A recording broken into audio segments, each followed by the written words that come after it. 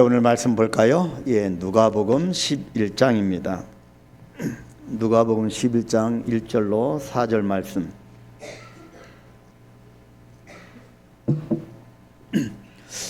같이 보겠습니다. 예수께서 한 곳에서 기도하시고 마치심에 제자 중 하나가 여짜오되 주여, 요한이 자기 제자들에게 기도를 가르친 것과 같이 우리에게도 가르쳐 주옵소서.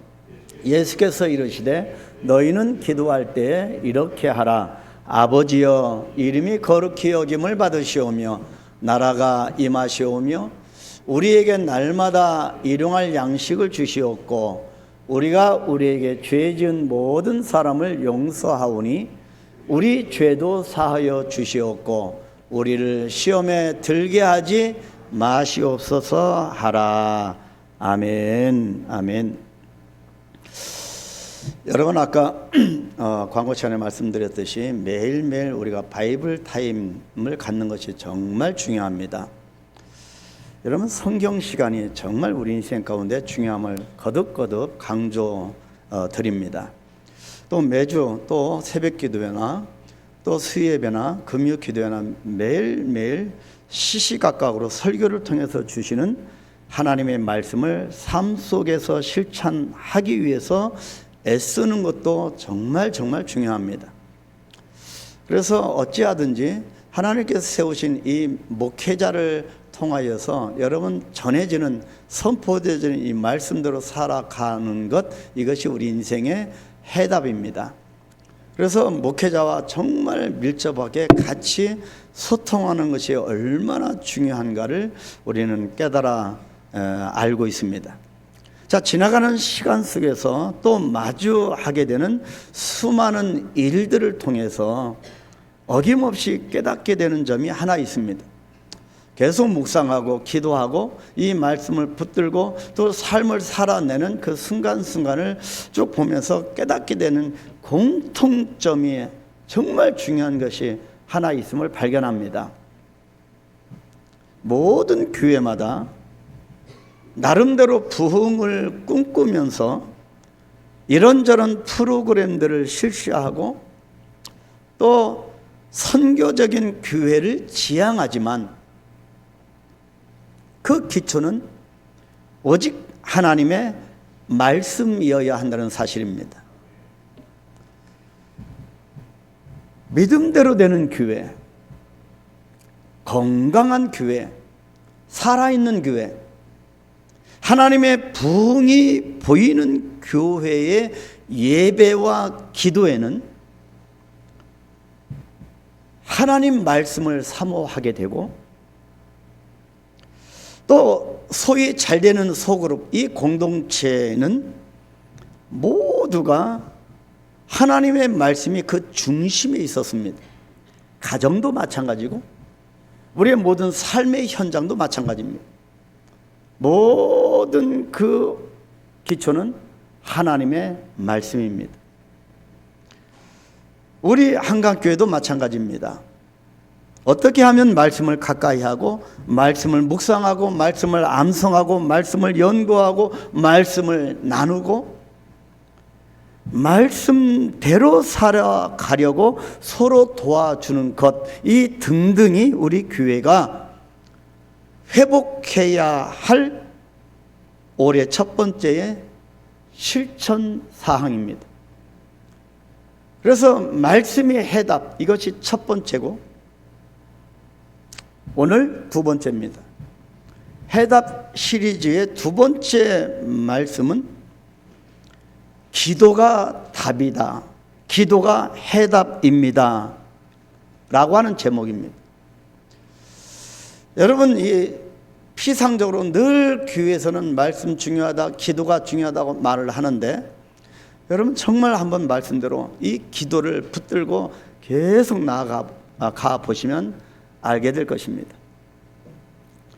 그래서 계속 묵상하면서 정말 말씀을 붙들고 기도가 해답임을 계속 저도 묵상하고 하나님의 이 음성과 이 섭리를 깨달으면서 여러분들에게 말씀을 전하는 것입니다.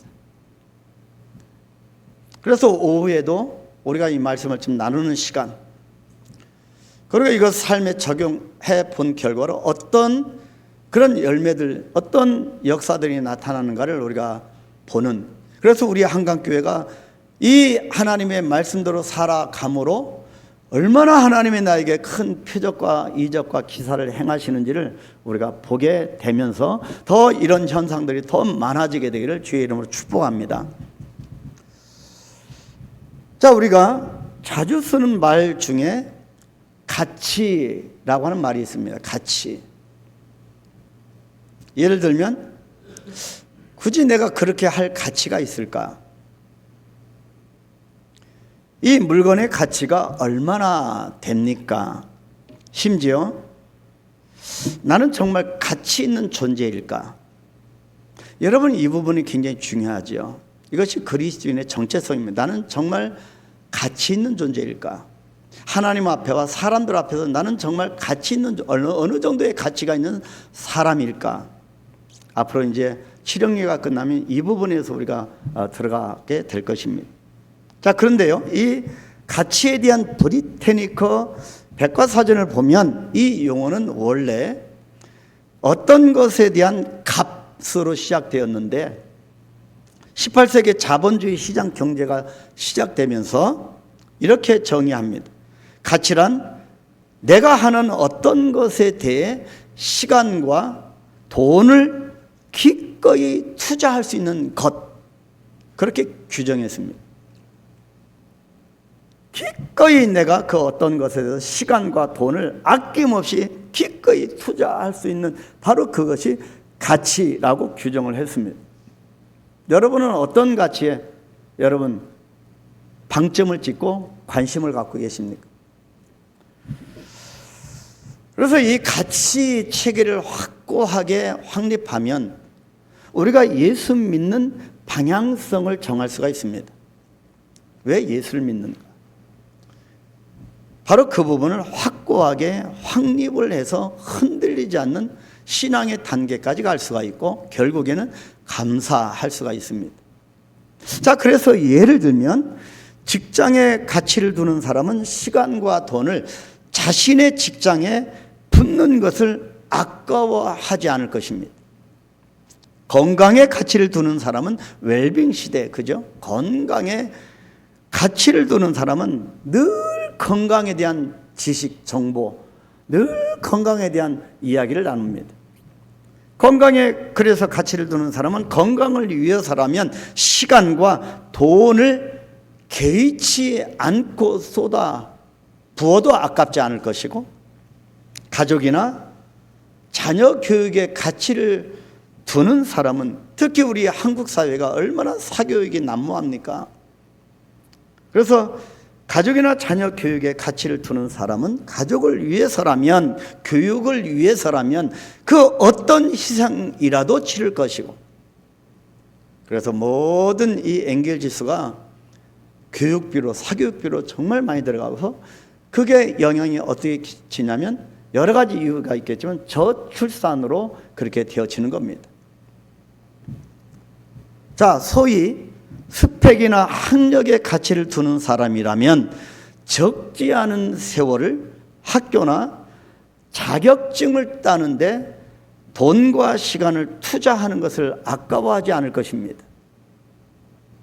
이와 같이 사람은 누구나 자신이 중요하다고 느끼는 저마다의 가치가 있습니다. 그래서 자기가 가치 있게 생각하는 것을 나는 가치 있다고 생각해서 이걸 붙들고 있는 사람은 다른 사람들이 이것을 무시하거나 여기에 동의하지 않으면 힘들어합니다. 이것은 사회에서나 교회에서나 마찬가지입니다. 마음이 맞는 사람이라고 하는 것은 이 가치의 종류나 기준이 비슷한 사람을 의미할 것입니다. 그런데 자꾸 이 가치를 공유가 안 되니까 교회에서도 공동체에서 갈등이 일어나고 문제가 발생합니다. 자꾸 은연중에 내 가치를 다른 사람의 가치보다 우위에 두고 싶어 하기 때문입니다. 그렇다면 이것이 과연 옳은가? 교회 안에서 예수 그리스도의 한 지체가 된 우리가 과연 이 가치가 옳은 것인가입니다. 이러한 개인적 가치는 살아가면서 인생을 이끌고 가는 가치관으로 형성이 되고 내 마음에 자리를 잡게 됩니다. 그래서 고착화되어지면 이 가치관을 전혀 양보하지 않는 편협한 그렇게 흘러가는 경우가 많습니다. 그래서 가치에 대한 관점이나 생각이 다양하고 다 다르듯이 사람의 가치관도 정말 각양각색임을 알 수가 있습니다. 이것은 어떠한 개인을 이해하거나 다양성을 인정하는 데 있어서 많은 도움이 될 것입니다. 여러분, 우리가 건강하고 아름다운 그런 거의 많은 부분에서 이 아름다운 공동체를 이루기 위해서는요, 사람들과 사람들이 만남이 있어서 가장 중요한 것이 여러 가지 있겠지만 그 중에서 사람과 사람을 아주 밀접하게 연결시켜주는 고리가 뭔지 아십니까, 여러분? 관계입니다.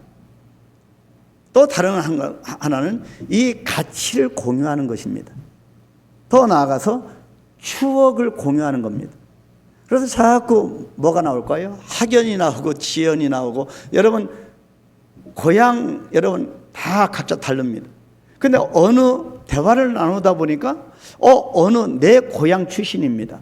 그러면 급속도로 가까워집니다. 그죠? 이것이 추억이기 때문에 초등학교를 같이 나온 그 친구를 만나면 부담이 별로 없습니다. 마음의 경계가 별로 없습니다. 그죠? 이것이 추억을 같이 공유하기 때문입니다. 그래서 이 추억, 가치, 이것이 관계를 형성하게 만듭니다. 그렇다면 우리 한강교회는 어떤 추억과 어떤 가치를 공유해야 할 것인가, 이것이 정말 중요합니다. 오늘날 포스트 모더니즘 시대는 이제 후기 포스트 모더니즘 시대입니다. 자, 이 시대에는요, 어떤 얘기들이 막 분출됩니까? 소위 진리가 없다는 겁니다. 그 진리나 이 진리나 똑같다는 것이죠. 또는 모든 것은 진리가 될 수 있다고 합니다. 이것이 포스트 모더니즘 현 시대입니다. 그래서 동성애도 괜찮고 수용하고 이것도 수용하고, 그래서 성경적인 가치 기준이 혼동되어지는 시대입니다. 이것이 포스트 모더니즘 시대입니다. 그래서 모든 종교는 결국 같다입니다. 왜 기독교 너희들만 유독 독선적이냐 그렇게 말을 합니다. 다 공유할 수 있고 다 똑같다는 겁니다. 다 구원받는 길은 나중에 똑같다는 겁니다. 자, 이런 사회의 변화 역시 이런 다른 가치관에 대한 허용과 너그러운 관용을 베풀어야 옳은 것처럼 보이기도 합니다. 그래서 사람들이 진리가 어디 있는지 모호해지고 모든 걸 다 수용해야 맞는 것처럼 여겨지는 시대입니다. 그래서 우리가 사람을 찾고 위해서 하나님보다는 사람을 집중하게 됩니다.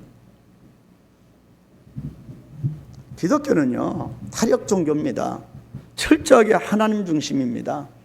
사람 하나의 기분 상할까봐 절절매는 종교가 아닙니다. 우리가 하나님의 진리 가운데 나아가는 종교입니다. 이 기준이 허물어지는 시대입니다. 그런데 문제는 뭡니까? 다 수용하고 진리가 다 진리는 소통되어지고, 근데 문제는 무엇입니까? 사사기 마지막 절입니다. 사사기 21장 25절 마지막 절에 보면, 그때 이스라엘에 왕이 없으므로 사람이 각기 자기의 소견에 옳은 대로 행하였더라. 기준이 없는 겁니다. 가치관이 모호해진 겁니다. 그래서 이 성경을 쉬운 성경에서는 이렇게 말씀합니다. 사람들은 자기의 가치관대로 세상을 살아가기 시작하였다. 결국에 가치 문제입니다. 교회도 마찬가지입니다. 우리 모든 성도들, 우리 한강교회 구성원들이 한강교회를 어떻게 가치를 두고 있는가, 그래서 이 가치를 어떻게 공유하는가, 그 부분입니다. 그렇다면 우리 그리스도인은 무엇이 다른 걸까요? 우리 한강교회는 다른 교회에 비해서 무엇이 달라야 할까요? 그리스도인의 가치관은 어떻게, 무엇이 달라야 할까요? 이것이 저와 여러분에게 공유되어야 될 가치입니다. 그래서 성도들은 이 목회자의 목회 철학과 가치에 대해서 이해하고 서로가 공유되는 것이 많을수록 교회가 성장합니다. 그래서 목회자와 같이 소통하고 같이 기도하고, 그렇게 김원식 성도는 저는 수질 맞는 거지요. 하나님의 치유를 경험하게 됩니다. 자, 그것은요, 모든 사람이 각자의 가치를 인정해 주자는 이 시대 속에서, 다 진리는 통한다라고 하는 그런 시대 속에서 해답을 가진 자라고 하는 것을 깨닫는 사람이 그리스도인이라고 할 수가 있습니다. 어떤 해답일까요? 해답을 갖는 자가 그리스도인인데, 이 그리스도인은 가치 기준을 하나님의 성품과 또 그분의 말씀에서 찾는 사람입니다. 오직 기준이 하나님의 말씀이어야 되고 성경이어야 하는 거죠. 성경에서 해답을 찾는 자, 그 사람이 그리스도인입니다. 사도 요한은 모든 가치 기준을 오직 하나님께 두었습니다. 그래서 하나님께서 말씀이시고, 우리가 새벽기도에 요한복음 계속 지금 묵상하고 있잖아요. 그래서 사도 요한은 이 공간복음, 마태, 마가, 누가복음, 이 공간복음과 다르게 요한복음을 기록한 이 사도 요한은 하나님의 말씀으로 봤습니다. 그래, 하나님의 말씀이시고 그 말씀이 육신이 되어서 이 땅에 오신 하나님의 본체, 곧 예수님이심을 알게 된 겁니다. 하나님이 말씀으로 창조하셨고 또 말씀으로 성육신된 예수 그리스도, 그런 말씀이 예수 그리스도, 그래서 성경이 예수 그리스도, 바로 오후 예배 때 저번 시간에 우리가 보았던 성경이 곧 예수 그리스도입니다. 요한복음 1장 14절, 말씀이 육신이 되어 우리 가운데 거하심에 우리가 그의 영광을 보니 아버지의 독생자의 영광이요 은혜와 진리가 충만하더라. 이 말씀을 통하여 예수 그리스도의 이 영광과 은혜와 진리가 충만함을 여러분 체험하게 되기를 축복합니다. 이 말씀을 통해서 우리의 가치의 기준이 되는 분은 오직 예수님이심을 알게 됩니다. 그래서 우리 성도들, 그리스도인들, 성도들의 가치 기준은 오직 하나님의 성품, 하나님의 말씀, 더 나아가서 예수 그리스도입니다. 그래서 교회는 예수님을 높여야 되고 우리 성도들은 오직 예수 그리스도를 높여야 하는 거지요. 여기서 우리는 예수님의 성품과 삶, 그리고 그분의 가치를 볼 수가 있습니다. 자, 돈이 정말 가치 있는 것이라면 예수님께서 이 땅에 오셔서 돈을 버는 것에 관심을 가지셨을 겁니다. 만약 유명해지는 것이 가치 있는 일이었다면, 저번 시간 우리가 마태복음을 통해서 어제 그저께 금요 기도회를 통하여 이 부분을 우리가 상세하게 보았습니다. 예수님 만약에 인기와 이 명예와 유명해지는 것이 가치 있는 일이었다면 금요 기도회 때 얼마나 저는 개인적으로 정말 성령 충만한 시간이었습니다. 정말 예수님께서 유명해지는 것이 가치 있는 일이었다면 예수님은 요 오병이어의 기적을 일으키시고 사람들이 예수님을 왕으로 세우려고 할 때 홀로 오히려 산속으로 숨지 않으셨을 것입니다. 성전 꼭대기에서 시험하는 자 사탄이 시험할 때 그 성전 꼭대기에서 뛰어내렸을 것입니다. 이런 예수님이 우리 성도들의 유일한 가치 기준이 되어야 합니다. 두 번째, 그런데 예수님의 관심, 예수님의 가치 기준은 무엇이었을까입니다.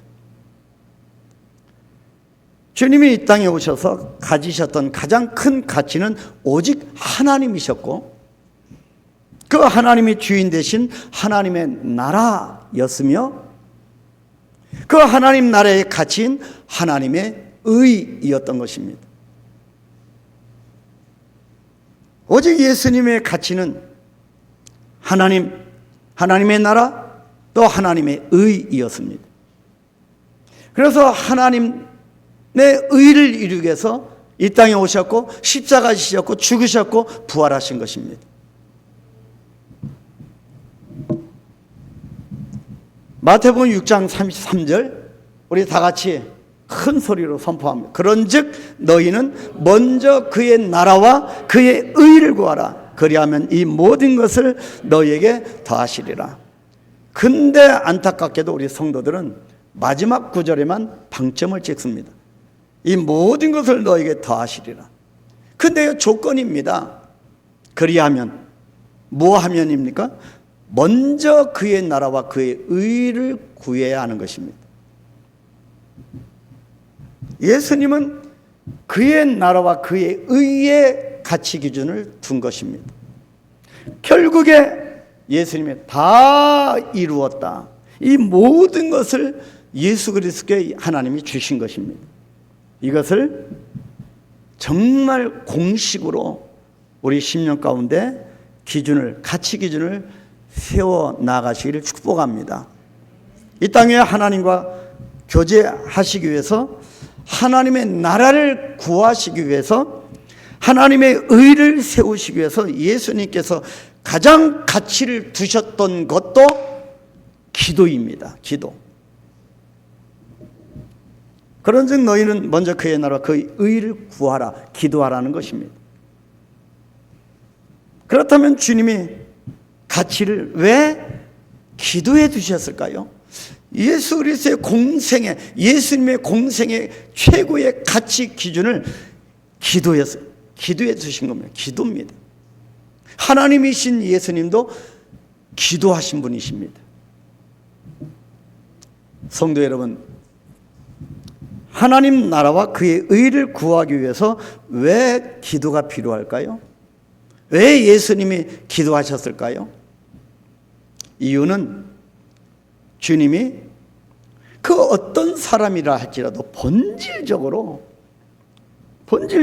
그 어떤 사람이라 할지라도 인생을 살아감에 있어서 그 인생을 자기의 힘으로는 결코 살아낼 수 없음을 아신 겁니다. 예수님이 자기의 힘으로는 안 된다고 하는 것을 아신 거지요. 이것을 우리에게 가르쳐 주시기 위해서 안 돼. 네 힘으로는 안 돼. 이것을 가르쳐 주시기 위해서 친히 기도에 가장 큰 가치를 두셨던 겁니다. 그래서 기도가 해답입니다. 지난주에 우주선의 속도에 대한 그런 말씀을 드렸는데요. 우주선에 관한 이야기 중에 아주 흥미로운 사실이 하나 있습니다. 그 중에 스윙 바이라고 하는 용어입니다. 스윙, 날르는 거, 바이, 무엇에 의해서 날아가는 것입니다. 그러면 이게 캐치를 잘 하시는 분은 이해하실 겁니다. 스윙 바이, 자기 힘으로 되는 것이 아닌 것을 여러분 캐치하실 겁니다. 자, 우주선이 보면 우주선을 띄울 때마다 이 스윙 바이라고 하는 용어가 참 중요한데요. 2006년도에 왕성으로 쏘아 올렸던 무인 탐사선이 있는데 이 탐사선이 뉴 호라이즌스 호라고 합니다. 뉴 호라이즌스 호였는데 장장 9년 6개월 동안을 날아서 명왕성에 접근해 결국 가장 최단 거리에서 근접 촬영에 성공하게 됩니다. 그래서 천문학자들, 전 세계 천문학자들을 열광시켰던 그런 적이 있었습니다. 그 당시에 9년 6개월 동안 도대체 누가 어떻게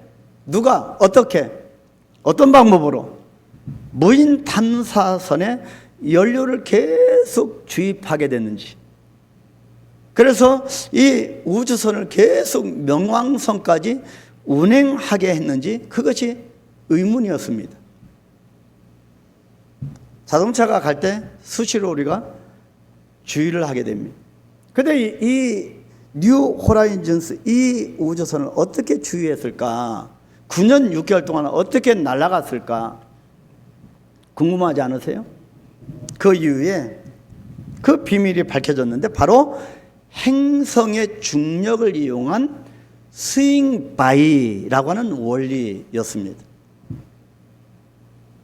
여기서 밝혀진 사실은요, 뉴 호라이즌스를 비롯해서 모든 우주선은 스스로 가속할 만한 추진력을 스스로 가지고 있지 않다는 점입니다. 설령 얼마의 연료나, 맨 처음에는 연료나 이 에너지를 갖고 있다 할지라도 그것은 엄청난 공간과 거리에서 이 우주선이 일초에 어마어마한 속도로 8km 어마어마한 속도로 날아간다고 했잖아요. 그것도 이 속도인데 장장 9년 6개월 동안 얼마나 많은 연료가 필요하겠습니까? 이 연료나 에너지를 갖고 있다 할지라도 그것은 엄청난 이 공간과 거리에서는 결코 의미가 없다는 것입니다. 그래서 일단 로켓이 우주선을 발사합니다. 그래서 대기권으로 이 우주선이 올라가게 되고 다음에는 관성의 힘으로 이동한다고 합니다. 그러다가 대기권을 벗어나서 이제 다른 행성으로 가는 이 목적지가 있잖아요. 그 목적지가 결정이 되었을 때 주변 행성의 중력을 이용해서, 그때부터는 이제 주변 여러 행성의 중력을 이용한답니다. 그 중력을 이용해서 날아가도록 하는 원리가 스윙 바이입니다. 자, 자체의 추진력이나 연료와 에너지를 모두 소진했는데도 결국 목적지에 데려다 주는 힘, 다시 말해서 스윙 바이라고 하는 이것이 우주에 이미 존재하고 있는데 이것을 과학자들이 발견하게 된 겁니다. 그래서 과학자들이요, 이 논리적으로 예수 그리스도를 안 믿는 겁니다. 성경을 전혀 이해가 안 되니까 안 믿는데 더 깊이 연구하고 나아가다 보면 이 대우주를 연구하다가 이것은 조물주 외에는 할 수가 없는 거예요. 그래서 결국에는 항복하고 예수님을 믿는 과학자들이 너무너무 많습니다. 그래서 여러분, 과학자들이 정말 예수를 깊게 그렇게 믿게 되는 거죠. 저는 이 내용을 접하면서 정말 은혜가 되었습니다. 이것이 성경적이다. 여러분도 공감하시겠지만 인생을 살면서 첫 번째 깨달음은 그 어떤 누구든지 자신의 힘만으로는 목적지에 도달할 수 없다는 것입니다. 여러분 아직 이걸 못 깨달으셨어요? 내 힘만으로는 내가 원하는 목적지에 도달할 수 없다는 겁니다. 빨리 포기하는 게 낫습니다. 자, 두 번째 깨달음은 그 목적지에 도달하게 하는 근본적인 힘, 내 힘이 아닌 우주선처럼 내 힘이 아닌 스윙 바이와 같은 어떤 에너지가 분명히 내 인생 가운데 있다는 사실입니다. 이것이 그리스도인입니다. 때로는 답답함과 우겨싸임, 분노와 좌절, 두려움에서 노임을 받아서 우리로 하여금 또다시 일어나서 또다시 살려주심으로 하나님 나라와 그의 의를 구하게 하는 힘, 보이지 않는 스윙 바이와 같은 그 강력한 에너지, 내 삶을 움직이게 만드는 그 힘,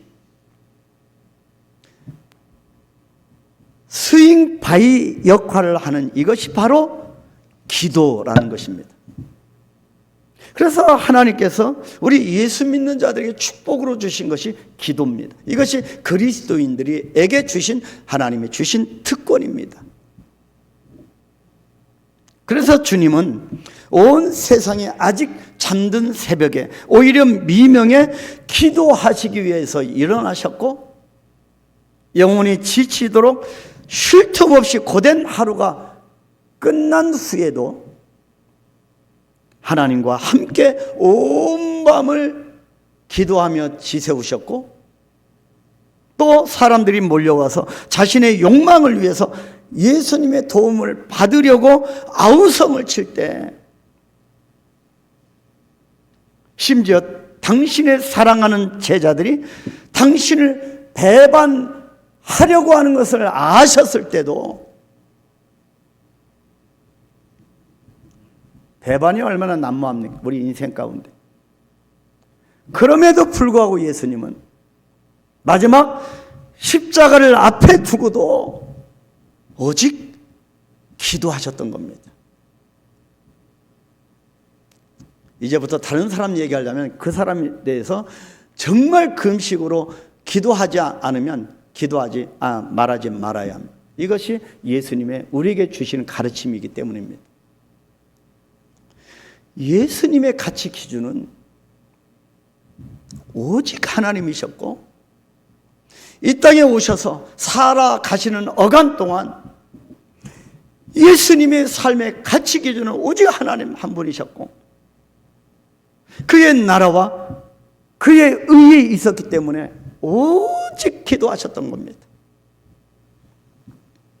그래서 우리 성도들의 기준은 하나님, 예수 그리스도, 그분의 성품, 예수님의 가치 기준은 결국 기도였습니다. 그래서 기도만이 해답입니다. 내 힘으로 되지 않는 내 인생 가운데 예수님을 잘 믿어보려고 해도 어쩐 때는 잘 안 되는 나의 인생 가운데 내 경험으로, 내 지식으로 살아보려고 지금까지 해오지 않았습니까? 이제는 내 인생 가운데 이 대기권을 꿰뚫게 하는 이 스윙 바이, 이 기도, 하나님이 나에게 주신 선물입니다. 기도의 자리로 오십시오. 이것이 해답입니다. 여러분, 예배 자리에 오십시오. 이것이 해답입니다. 말씀을 붙드는 자리에 오십시오. 이것이 해답입니다. 여러분 자신을 돌아보시고, 여러분 가정을 돌아보시고, 이런 삶을, 지금까지 살아오신 삶을 돌아보십시오. 우리 한강교회 지금까지 9년 역사를 돌아보십시오. 내 힘으로, 내 의지로 된 것이 여러분 몇 퍼센트 되십니까? 내 힘으로 안 된다고 하는 것을 깨달았다고 하면 이제는 나를 꺾고 기도할 때입니다.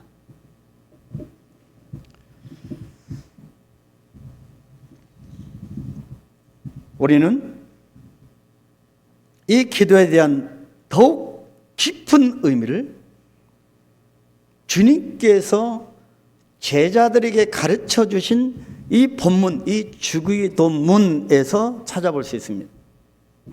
이것은요, 아버지를 만난 사람의 가치 기준, 정말 하나님을 만난 사람의 가치 기준, 그것이 기도이기 때문입니다.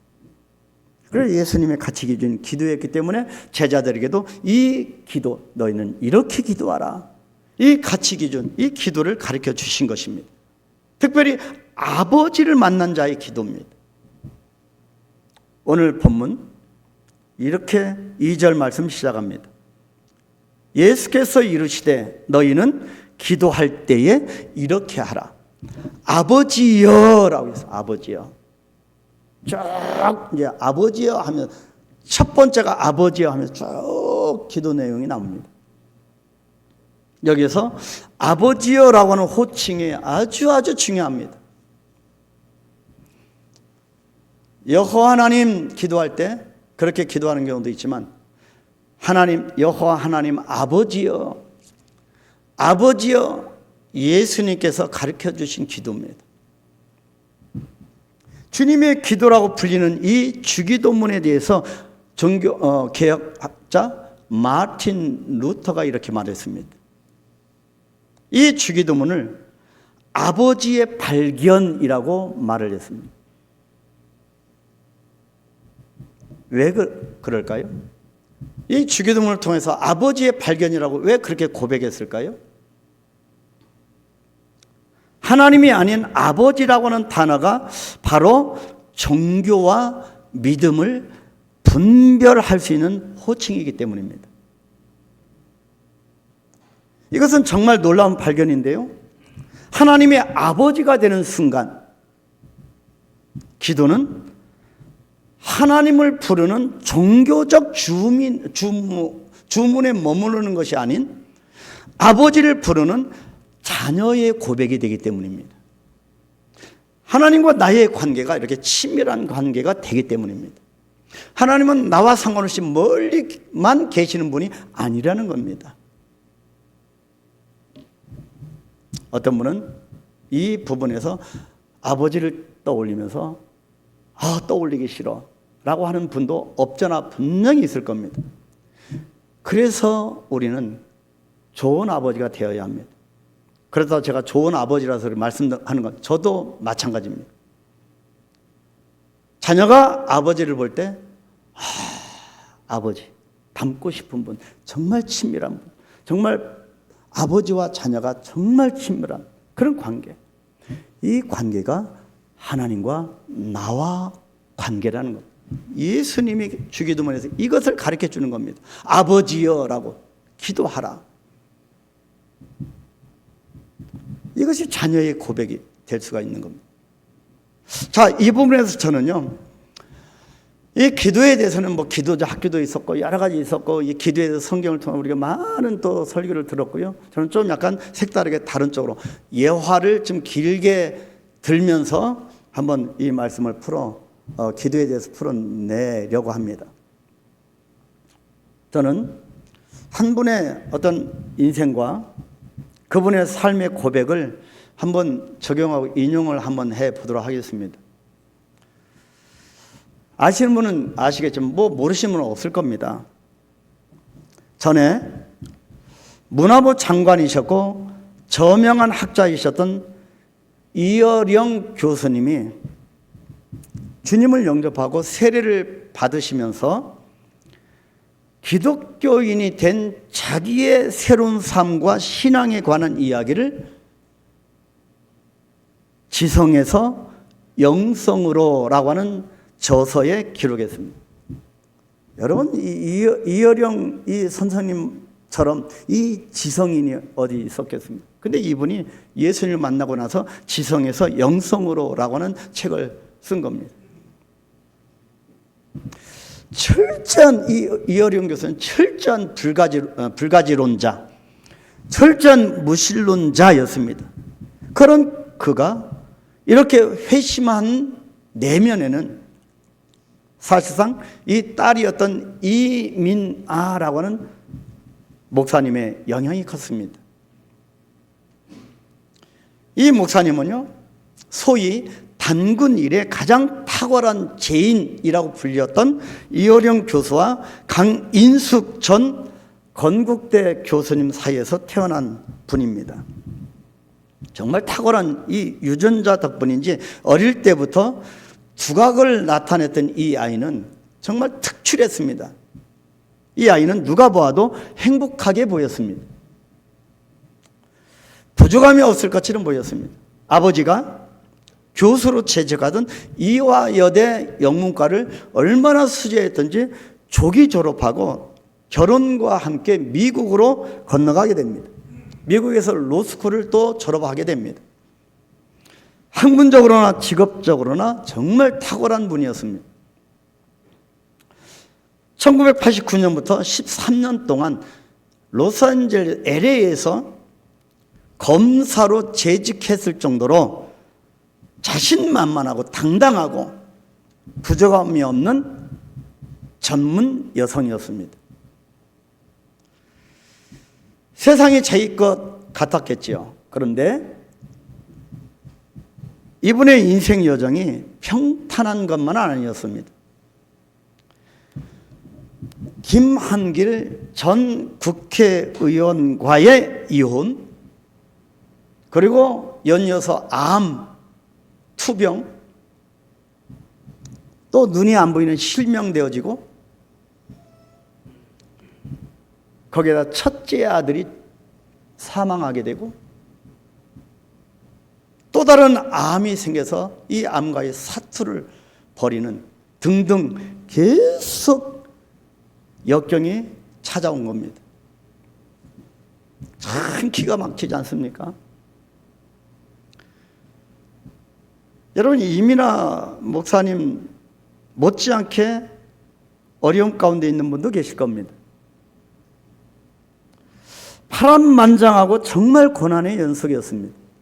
그러던 중에 1992년 이분의 나이 33살에 예수님을 주님으로 영접하고 세례를 받은 후에 그 유능했던 법조계의 모든 경력을 내려놓습니다. 33살입니다. 딱 이 설교를 치면서 보니까 저는 33살에 몽골에 갔더라고요. 여러분, 33살에 예수님이 공생에 마치시는 이 33살에 여러분 뭘 하셨습니까? 모든 이 정말 창창한 미래를 다 내려놓았습니다. 그리고 2009년 나이가 50에 되어서 목사 안수를 받고 그 이후에 3년이 지난 후에 2012년 3월 15일 결국 암으로 주님의 부르심을 받게 됩니다. 그 과정 속에 이어령, 아버지 된 이어령 교수가 예수님을 영접하게 된 겁니다. 자, 부르심을 받기 전까지 누구보다도 깊이 있고 또 열정적으로 복음을 전하는 인생을 살아간 겁니다. 인생이 너무 짧네, 불행이네, 그 차원이 아닌 것을 제가 기도에 대해서 말씀하려고 제가 인용을 합니다. 이민아 목사님에 대한 이야기는 국민일보 종교국장이었던 이태영이라고 하는 기자가 쓴 더 있다에 자세하게 수록되어 있습니다. 그녀가 어떻게 예수님을 만나게 되고 누구보다도 주님을 어떻게 더 깊이 알게 되었는지, 더 있다와 빛과 소금이라고 하는 잡지에 나온 내용을 토대로 잠시 나누겠습니다.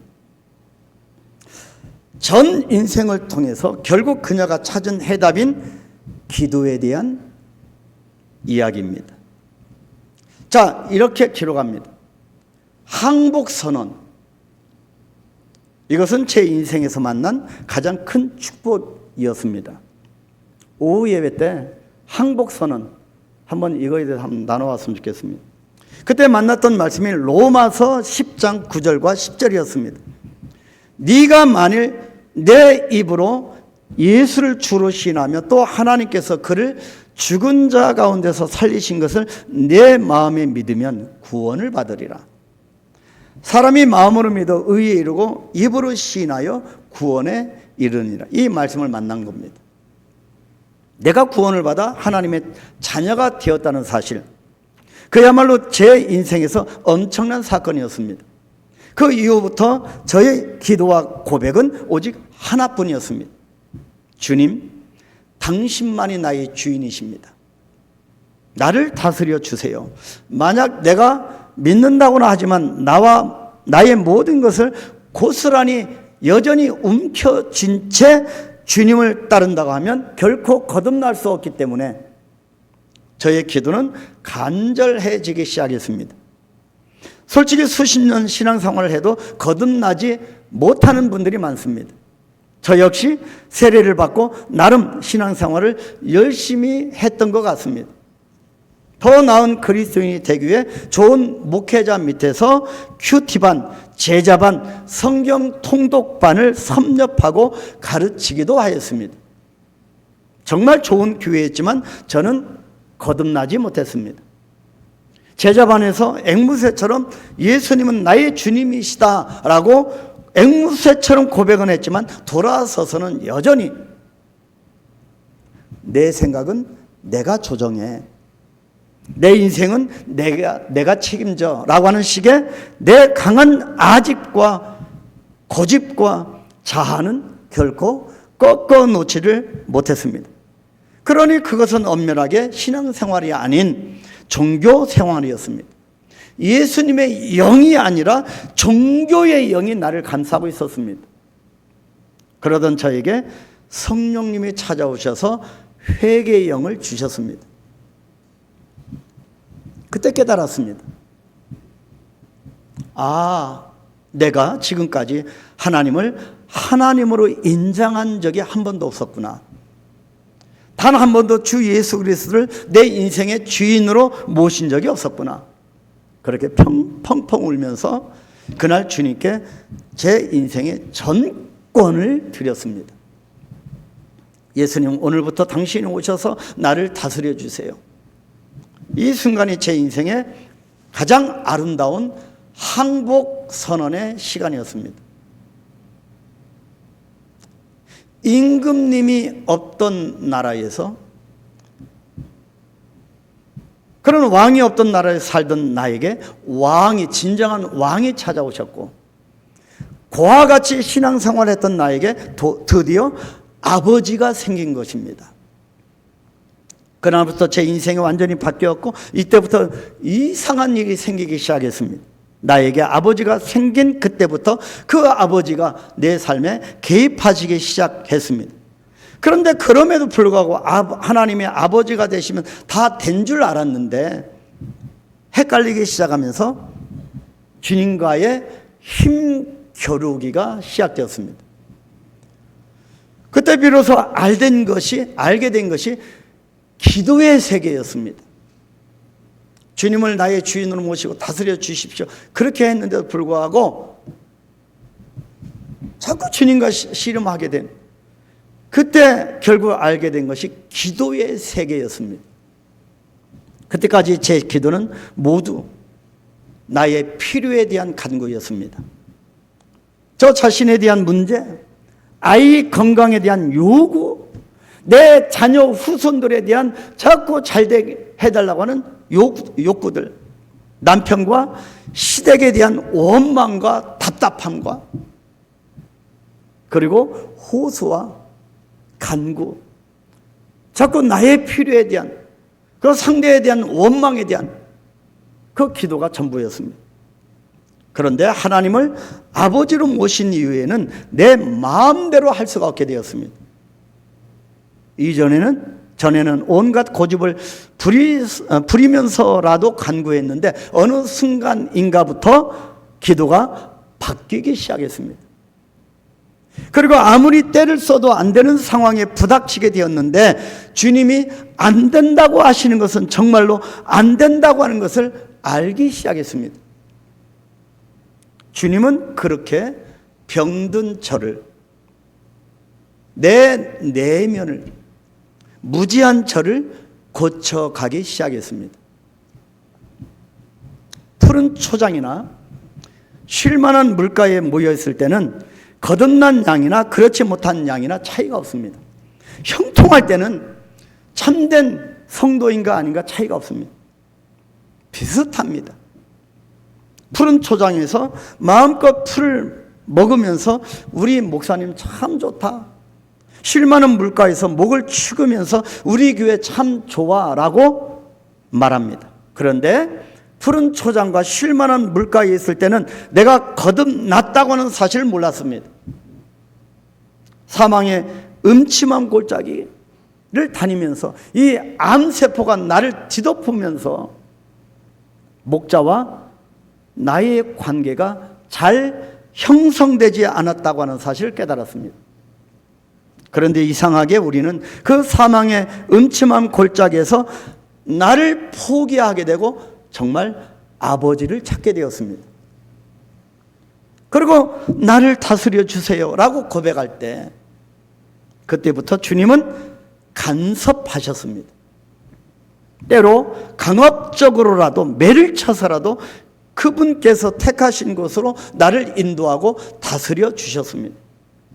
그렇게 아버지의 다스림을 받는 곳이 다른 곳이 아닌 하나님 나라, 아버지의 나라였습니다. 이민아 목사님에 대한 마지막 글입니다. 그래서 안수를 받고 예수님 영접을 결국에는 주님을 깨닫고 그렇게 안수를 받고 열심히 주님의 힘으로 사역을 감당했습니다. 그 가운데 이 어린 아버지도 변화되고 그 지성에 충만한 사람이 이제 지성에서 영성으로 그렇게 책을 쓰게 된 겁니다. 마지막 글 2011년 6월 17일 갑자기 복수가 차올랐다. 난소암이었다. 의사는 이렇게 놔두면 죽는다고 겁을 주었다. 급히 병원을 예약하고 들어갔다. 병실을 열고 들어가는 그 순간 이민아 목사는 눈물을 흘리지 않을 수 없었다. 더 있다에 기록된 겁니다. 2312호 2312호 병실, 그것을 이 병실 호수를 보는 순간 시편 23편 1절 2절이구나. 2312호 병실. 여호와는 나의 복자시니 내게 부족함이 없으리로다. 그가 나를 푸른 풀밭에 누이시며 쉴만한 물가로 인도하시는지. 생명의 마지막 경각에 달려있는 이분의 고백입니다. 좋으신 나의 아버지. 그런데 병세는 점점 악화되어 수술조차 받지도 못하고 항암 치료만 받기 시작했습니다. 그때 온누리교회 하영조 목사님 여러분 잘 아십니다. 이 하영조 목사님에게서 만나자고 연락이 왔다. 그 목사님도 극심한 고통 가운데 있던 중이었다. 암으로 고통 중에 있었는데 하 목사는 이 목사의 손을 잡고 말했다. 이 목사, 내가 말씀 하나 줄게. 시편 23편이야. 하나님이 동일하게 말씀 주시는 겁니다. 하나님, 또다시 눈물이 쏟아졌다. 하 목사가 말을 이었다. 목자에게는 지팡이와 막다기가 있어. 지팡이는 네가 잘못될 때 도와주는 용도로 쓰여. 막대기는 너를 해하려고 하는 자들과 맞서서 대신 싸워주는 도구야. 이것이 주님이 우리에게 주신 지팡이와 막대기야. 너에게 여호와의 지팡이와 막대기가 보이기 시작하면 사망의 음침한 골짜기로 갈지라도 해를 두려워하지 않게 돼. 죽음도 무섭지 않고 어떤 걱정이라도 사라질 거야. 우리 아버지 하나님은 그 고난의 한복판에서 상을 차려서 잔치를 베풀어 주셔. 결국에는 우리로 하여금 내 잔이 넘치나이다 라고 고백을 하게 하셔. 이것이 진짜 축복이야. 여러분, 한강교회가 그런 곳이 되기를 축복합니다. 결국에 우리가 이 거룩한 멋진 이 십자가의 행군을 그 뒤끝에 우리 인생의 말미에 하나님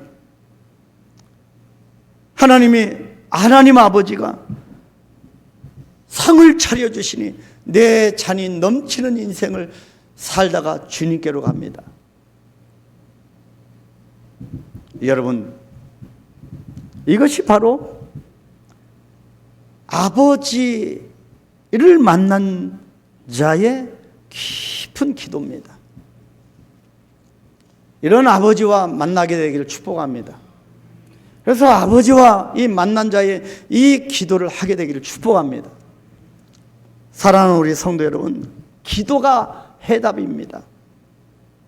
나치판이 없던 시절 뱃사람들은요, 북극성을 향해서 돛을 달았다고 합니다.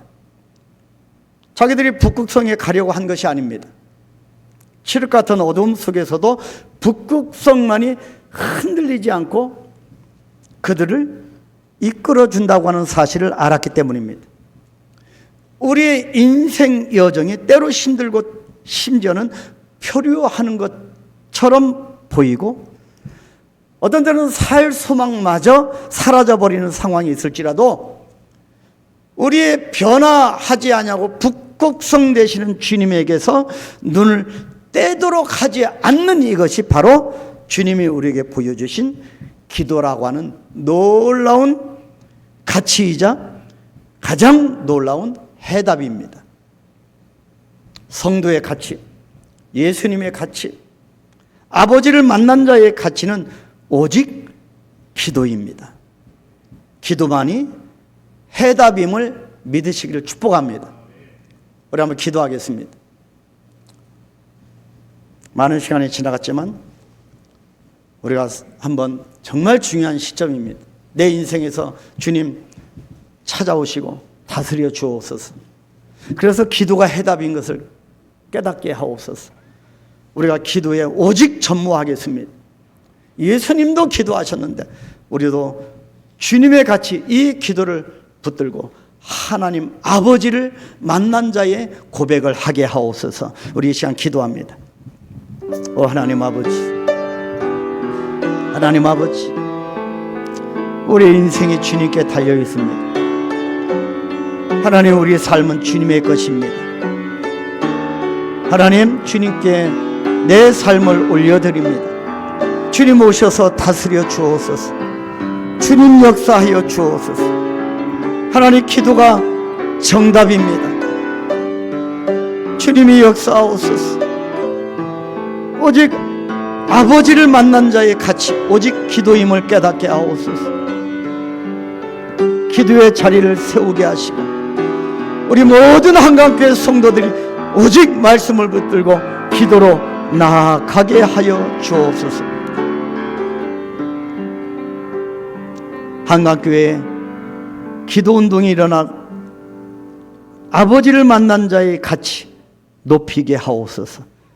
기도로 승리하게 하옵소서. 결국 내 잔이 넘치나이다 이 고백을 하게 하여 주시옵소서. 예수님의 이름으로 기도하옵나이다. 아멘. 우리 다 같이 주만 바라볼지다. 우리가 다 같이 일어나셔서 우리가 기도하는 마음으로 찬양합니다.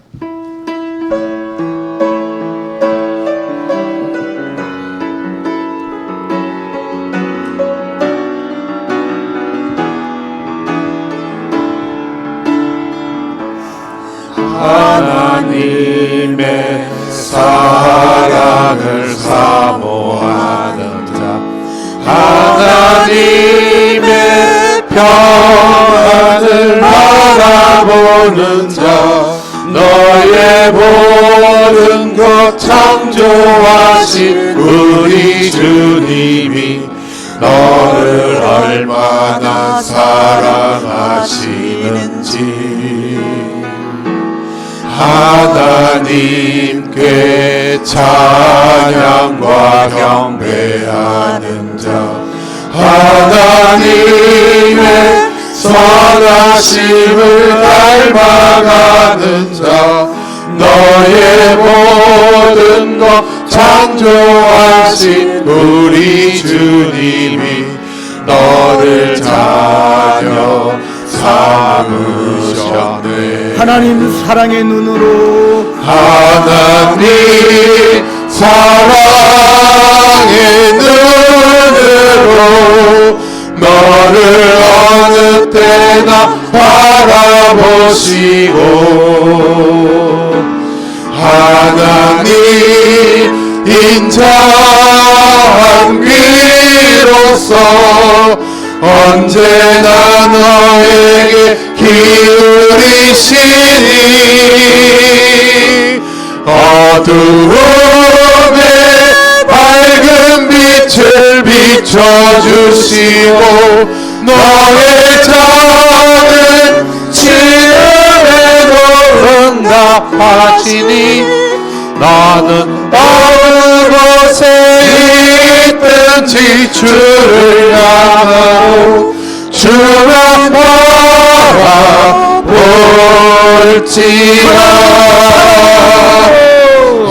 하나님 사랑의 눈으로 너를 어느 때나 바라보시고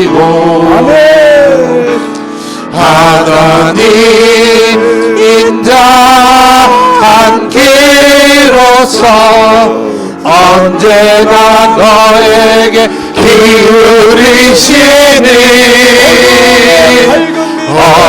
어두움에 밝은 빛을 비춰주시고 너의 작은 시름에도 응답하시니 너는 어느 곳에 있든지 주를 향하고 주와 바라볼지어다.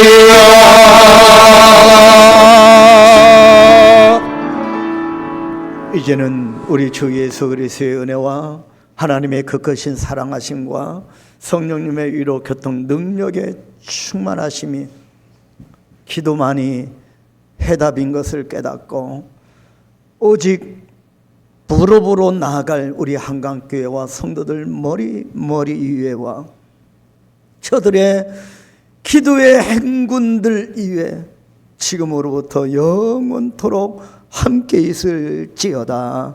아멘.